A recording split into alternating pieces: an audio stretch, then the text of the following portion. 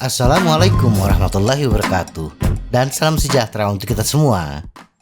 Semua orang menyadari bahwa tubuh yang sehat dan bugar akan meningkatkan kualitas hidup kita menjadi lebih baik.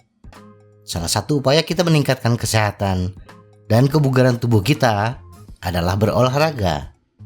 Individu yang rutin berolahraga, termasuk bersepeda, tidak mudah merasa lelah dan terhindar dari beberapa penyakit, khususnya yang terkait dengan sistem kardiovaskular kita.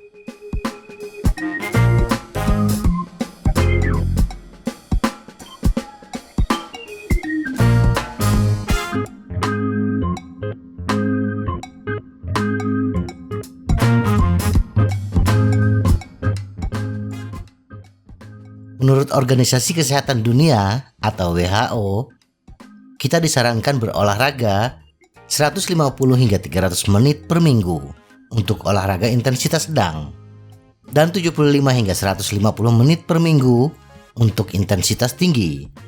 Aktivitas fisik secara luas dapat dibagi menjadi beberapa kategori: intensitas rendah, intensitas sedang, intensitas kuat atau tinggi, dan intensitas maksimum. Nah, yang menjadi pertanyaan adalah, seperti apa intensitas aktivitas fisik yang disebut rendah, sedang, tinggi, dan maksimum tersebut? Apakah bersepeda dengan intensitas rendah sudah mencukupi? Mana yang terbaik dari beberapa tingkatan intensitas bersepeda tersebut untuk kesehatan dan kebugaran kita? Perhitungan detak jantung maksimum. Untuk mengetahui intensitas latihan, kita membutuhkan data pendamping.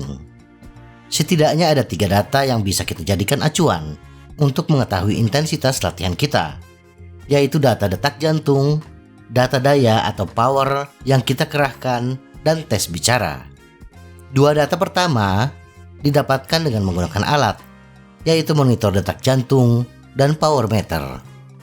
Alat pertama relatif murah, sedangkan power meter relatif mahal.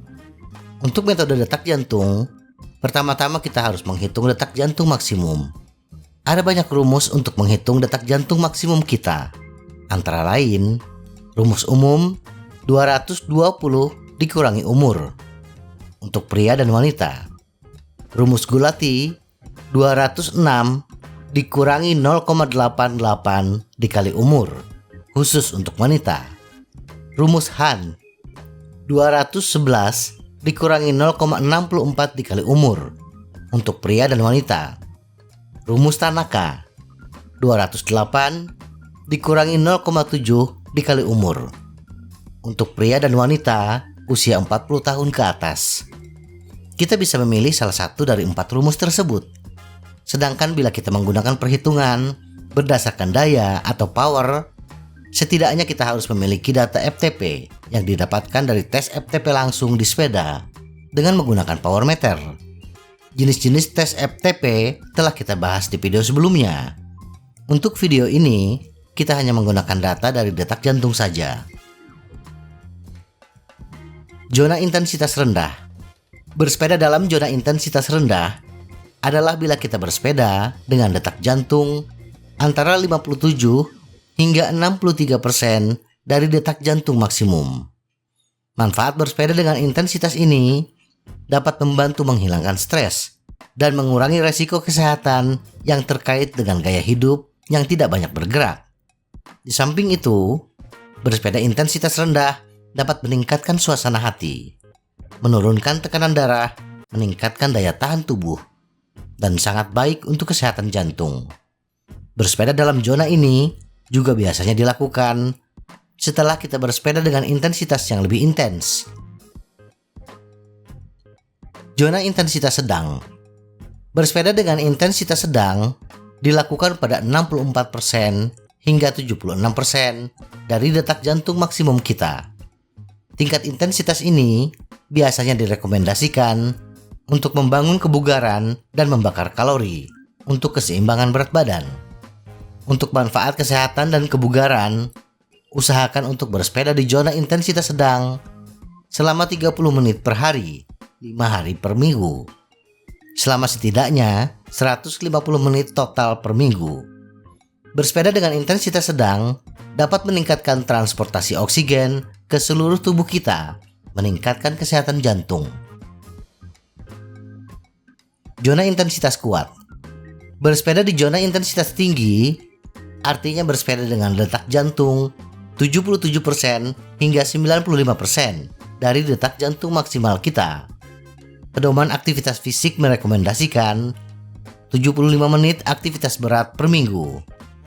Alternatifnya, kita dapat melakukan aktivitas sedang dan berat hingga 150 menit, yang kemungkinan akan lebih mudah dipertahankan dan dipulihkan. Zona ini memacu tubuh kita untuk meningkatkan sistem peredaran darah kita dengan membangun pembuluh darah baru dan meningkatkan kapasitas jantung dan paru-paru kita. Berolahraga di ujung atas kisaran ini, 84% dari detak jantung maksimum atau lebih tinggi akan meningkatkan jumlah oksigen yang dapat kita konsumsi atau volume oksigen maksimum kita. Tingkat pengerahan tenaga ini membawa kita ke batas di mana tubuh kita mulai memproduksi asam laktat. Pelari, pesepeda, dan pejalan kaki menggunakan zona ini untuk membangun kemampuan mereka melaju lebih cepat. Zona intensitas maksimum. Jika kita mendorong sekuat mungkin pada tingkat intensitas maksimum 96% hingga 100% dari detak jantung maksimum kita, seperti bersepeda dengan latihan interval intensitas tinggi atau lari cepat, kebanyakan orang tidak dapat bertahan di zona ini lebih dari beberapa menit. Kita tidak akan dapat berbicara kecuali mengucapkan satu patah kata dengan terengah-engah.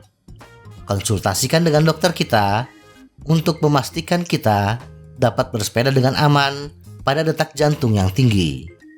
Zona ini hanya boleh digunakan untuk ledakan singkat selama latihan interval, di mana kita bekerja dengan intens selama 1 menit, lalu turunkan kembali ke intensitas yang lebih rendah selama beberapa menit, lalu ulangi. Latihan intensitas maksimum bisa sangat efektif untuk meningkatkan kapasitas kardiovaskular kita dan kemampuan untuk membersihkan asam laktat. Ini membawa perbaikan di zona intensitas lainnya. Semoga informasi ini bermanfaat. Tetap sehat. Salam goes.